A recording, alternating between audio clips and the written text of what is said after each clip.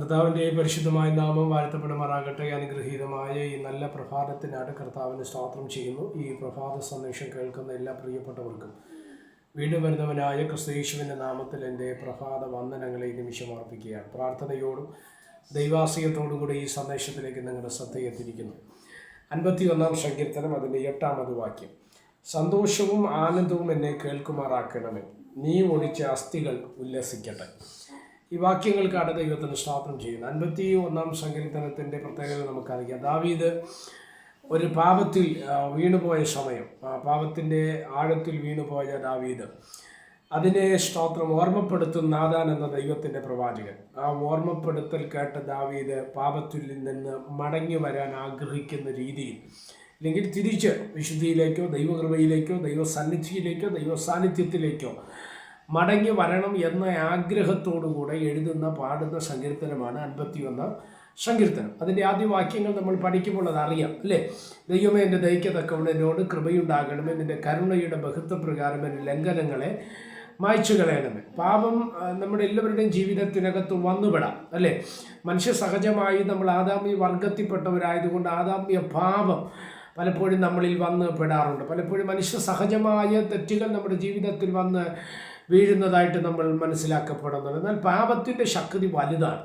അപ്പോസ്തലനായ പൗലോസ് തന്നെ പറയുന്ന ഒരു ഭാഗത്ത്, ഞാൻ നല്ലത് ചെയ്യുവാൻ ആഗ്രഹിക്കുന്നുവെങ്കിലും ഞാൻ തിന്മ ചെയ്തു പോകുകയാണ്, ഞാൻ അരിഷ്ട മനുഷ്യൻ എന്നൊക്കെ പൗലോസ് തൻ്റെ ലേഖനത്തിലൂടെ ആ പ്രയോഗങ്ങൾ നമ്മൾ ശ്രദ്ധിക്കപ്പെടേണ്ടതാണ്. ഈ സങ്കീർത്തനത്തിൽ തന്നെ നമ്മൾ വായിക്കുന്ന സമയത്ത്, ഞാൻ അകൃത്യത്തിൽ ഉരുവായി, പാപത്തിൽ എൻ്റെ അമ്മ എന്നെ ഗർഭം ധരിച്ചു എന്ന് പറയപ്പെടുന്ന ഭാഗമുണ്ട്. അപ്പോൾ അതിൻ്റെ അർത്ഥം, നമ്മളൊക്കെ ജനിച്ചത് പാപത്തിലായതുകൊണ്ട് തന്നെ, അല്ലെങ്കിൽ അകൃത്യത്തിൽ നമ്മൾ ഉരുവായതുകൊണ്ട് തന്നെ നമ്മുടെ രക്തത്തിനകത്ത് പാപത്തിൻ്റെ ഒരു സ്വാധീനമുണ്ട്. സ്തോത്രം. ഇത് എപ്പോഴാണ് മാറുതെന്ന് ചോദിച്ചു കഴിഞ്ഞാൽ, യേശുവിനെ ഹൃദയത്തിൽ സ്വീകരിക്കുന്ന, യേശുവിനെ രക്ഷകനായിട്ട് അംഗീകരിക്കുന്ന സമയത്ത് ആ ശക്തി നമ്മളെ വിട്ട് മാറുകയാണ്. അതുകൊണ്ടാണ് ലേഖനത്തിൽ നമ്മൾ വായിക്കുന്ന സമയത്ത്, നിങ്ങൾ ന്യായപ്രമാണത്തിനല്ല സ്തോത്ര കൃപയ്ക്കത്ര അധീനരാകയാൽ പാപം നിങ്ങളിൽ കർത്തൃത്വം നടത്തുകയില്ല. അപ്പോൾ പാപത്തിൻ്റെ ശക്തി, അല്ലെങ്കിൽ പാപത്തിൻ്റെ ന്യായവിധി എന്നൊക്കെ പറയുന്നത് വലുതാണ്. സ്തോത്രം. ഇതെന്താണ് നമ്മുടെ ഉള്ളിനകത്ത് ആദ്യം ചെയ്യുന്നത്? സകല മനുഷ്യരുടെ ജീവിതത്തിനകത്തും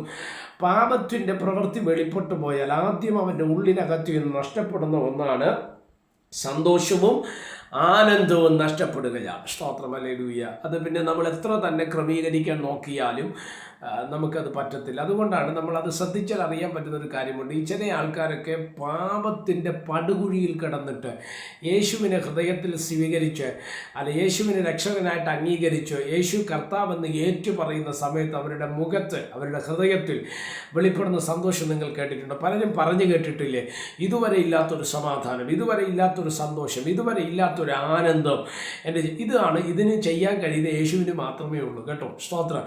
അപ്പോൾ ശ്രദ്ധിക്കുക. അപ്പം പാപം ചെയ്യുന്ന മനുഷ്യൻ്റെ മനസ്സിനകത്ത് നിന്ന് സന്തോഷം എന്ത് ചെയ്യാണ്? നഷ്ടപ്പെടുകയാണ്, ആനന്ദം നഷ്ടപ്പെടുകയാണ്. അടുത്ത വാക്യം നിങ്ങൾ ശ്രദ്ധിച്ചേ, നീ ഒടിച്ച അസ്ഥികൾ ഉല്ലസിക്കട്ടെ. പ്രീസത്.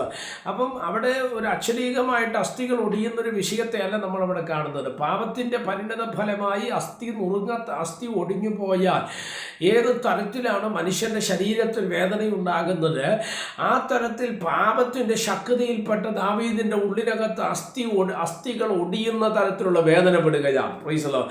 ആ വേദന വരുമ്പോഴാണ് പറയുന്നത്, ഞാൻ പാപത്തിൽ നിന്ന് മടങ്ങി വരുമ്പോൾ നീ ഒടിച്ച അസ്ഥികൾ ഉല്ലസിക്കട്ടെ. സ്തോത്രം. ഹല്ലേലൂയ. അതുകൊണ്ടാണ് ആ ഭാഗങ്ങൾ നമ്മൾ വായിക്കുന്ന സമയത്ത് ഇങ്ങനെ പറയും, രക്ഷയുടെ സന്തോഷം നീ എനിക്ക് തിരികെ തരണമേ. എന്നെ ശ്രദ്ധിക്കുന്ന ദൈവമക്കളോട് ഞാൻ പറയാം, പരിശുദ്ധാത്മാവിൽ ആശ്രയിച്ച് പാപം നിന്നെ തകർക്കുന്നുവെങ്കിൽ, പാപം നിന്റെ സമാധാനത്തെ കെടുത്തിക്കളയുന്നുവെങ്കിൽ, ഇന്ന് പ്രഭാതത്തിൽ ഈ സന്ദേശം കേൾക്കുന്ന നിങ്ങളോട് ഞാൻ ആത്മാവിലൂടെ ദൂത തിരുവചനത്തെ ആധാരമാക്കി കൈമാറുകയാണ്.